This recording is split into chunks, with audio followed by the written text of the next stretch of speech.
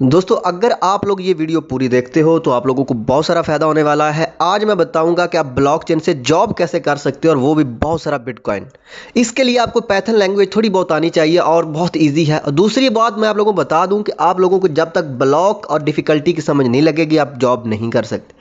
तो फर्स्ट हम समझेंगे कि पहला ब्लॉक और आज के ब्लॉक में क्या फ़र्क है और सारी चीज़ें डिफ़िकल्टी क्या होती है, इस चीज़ों को मैयर करेंगे। आपको बहुत जल्दी इजी वर्ड में समझाना चाहूँगा और वीडियो लास्ट तक देख लें।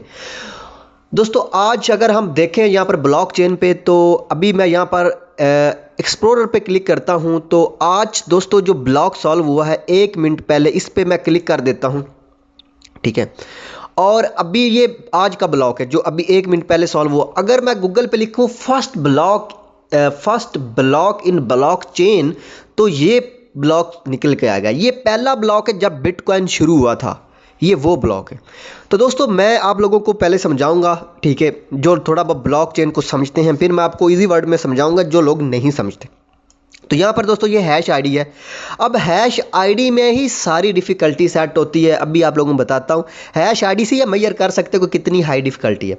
ये है दोस्तों, यहाँ पर अगर आप देखो तो ये 2009 में, ठीक है, 2009 में ये पहला ब्लॉक सॉल्व हुआ इस टाइम, और एक ही माइनर ने सॉल्व किया और उस टाइम जो डिफ़िकल्टी थी 1 थी, ठीक है। और जो ब्लॉक था दोस्तों, जो रिवॉर्ड था वो 50 बिटकॉइन रिवॉर्ड था। मतलब जब उस टाइम एक माइनर्स ने सॉल्व किया तो 50 ब्लॉक रिवॉर्ड था और कोई भी ट्रांजैक्शन नहीं हुई थी, मतलब लेन देन नहीं शुरू हुआ था, लेकिन जो उसको पैसा मिला था जिसने ये माइन किया था उस ज़माने में 2009 से लेके 2011 तक यही रिवॉर्ड मिलता था। अब का दोस्तों अगर हम बात करें तो यहाँ पर दोस्तों देखिए कि अभी जो रिवॉर्ड मिल रहा है एक ब्लॉक सॉल्व करने पे, वो 6 बिटकॉइन रह गया घट के। उस 2012 में 25 रह गया था, 2016 में कुछ और घट गया, अब भी ये रिवॉर्ड है। और दोस्तों यहाँ पर अगर आप नीचे जाओगे ऊपर, थोड़ा सा मैं यहाँ पर दिखाना चाहूँगा। यहाँ पर जो वैल्यू, ट्रांजैक्शन वैल्यू, मतलब जो बिटकॉइन सेंड हुआ है इस ब्लॉक के अंदर, जो बिटकॉइन था, जो सेंड ट्रांजैक्शन सॉल्व हुई हैं वो 5000 बिटकॉइन था। अब इसमें टोटल डिफ़िकल्टी देखिए, यहाँ पर देखिए ट्रिलियंस ऑफ डिफ़िकल्टी हार्ड हुई है। यहाँ पर अगर आप देखें तो 1 डिफ़िकल्टी थी, आप कितनी हार्ड हुई। यहाँ पर जो नंबर ऑफ ट्रांजैक्शन है, मतलब माइनर्स जो इसको सॉल्व कर रहे थे 2 या 3000 माइनर्स थे, ठीक है। तो अभी ये, अब यहाँ पर दोस्तों जो यहाँ पर आपने मेन चीज़ समझनी है, मेन और इम्पोर्टेंट। यहाँ पर दोस्तों अगर आप देखें हैश आईडी को, तो यहाँ पर दोस्तों जो हैश आईडी है इस पे कितनी जीरो है, 0.00009 जीरोज है। इसका मतलब है कि ये जो है ब्लॉक, ये इजी ब्लॉक था, इसमें एक माइनस था। अगर आज की अगर आप ब्लॉक देखें तो यहाँ पर देखें जीरो कितनी है, 0.0000000, मतलब 20 टाइम जीरोज हैं। मतलब ब्लॉक जो है, ये हैश है, इसकी डिफ़िकल्टी बढ़ गई, कंप्रेस हो गया। अगर आप इसी ज़ीरो को इससे मैच करो, ये डिफ़िकल्टी और ये ज़ीरोस, ये एक ही नंबर बन रहे हैं, ठीक है। इजी वर्ड में समझा रहा हूँ। अगर ये ज़ीरो और कंप्रेस हो जाएंगी, इसका मतलब है कि डिफ़िकल्टी और हार्ड हो जाएगी, और मतलब इस पर जोर लगेगा और माइनर्स आ जाएंगे। मान लो कि एक पत्थर है, ठीक है, मान लो एक पत्थर है, उसको एक बंदा, मतलब उसको तोड़ रहा है, तो उसकी जो उसको पैसा मिलेगा वो ज़्यादा मिलेगा। मतलब अगर मैं कहता हूँ कि ये पत्थर तोड़ दो, तो मैं आपको 10,000 रुपया दूंगा, ठीक है, मतलब कोई भी साहब $100 दूंगा एक पत्थर को तोड़ने में, तो मेरा टाइम तो ज़्यादा लगेगा, ठीक है। लेकिन क्या होगा कि पत्थर तो मैं तोड़ लूँगा, लेकिन उसके बदले मुझे पैसा जल्दी मिलेगा। अगर कल मैं 10 बंदे लेके आ जाता हूँ और मैं कहता हूँ चलो मिल के आ तोड़ते हैं पत्थर को, तो हमें क्या होगा, टाइम बच जाएगा। हम जहाँ घंटे में तोड़ेंगे हम 10 मिनट में तोड़ लें, लेकिन हमारा पैसा बच जाएगा। तो यही है डिफ़िकल्टी भाई। यहाँ पर क्या माइनस बहुत सारे आ गए हैं। यहाँ पर देखिए डिफ़िकल्टी ज़ीरो में बढ़ती गई और ब्लॉक कंप्रेस होता गया, कंज्यूम होता गया, ठीक है। 20 टाइम जीरोस, ब्लॉक रिवॉर्ड घट गया, ठीक है। अब क्या है कि लाखों माइनर्स आ गए ब्लॉक सॉल्व करने के, तो ब्लॉक रिवॉर्ड घट गया है, ठीक है। तो ये सीन है। ब्लॉक हैशेस में देख सकते हैं, अगर यहाँ पर आप ये गिन के रख लें, अगर इसमें एक भी जीरो बढ़ जाए तो समझ लें कि डिफ़िकल्टी और ऊपर चलेगी, ब्लॉक रिवॉर्ड घट गया। कोई भी करेंसी हो, अगर तो उसमें ये हैशेस हैं, क्योंकि ब्लॉकचेन का मैकेनिज्म और सारी जितने भी हैशेस, जितनी भी टोकन्स कॉइन्स आते हैं, उनका ये सेम ही होता है, इसमें इतना फ़र्क नहीं होता। तो अगर आपकी उनकी हैशेस निकाल के देखो, अगर ये ज़ीरो कंप्रेस हो रही हैं या उनके जो सेम डिजिट थोड़े हैं, तो समझ लिया अगर आप उसकी माइनिंग करते हो तो आपकी माइनिंग ज़्यादा हो जाएगी। ठीक है, अब पैथन का क्या सीन है?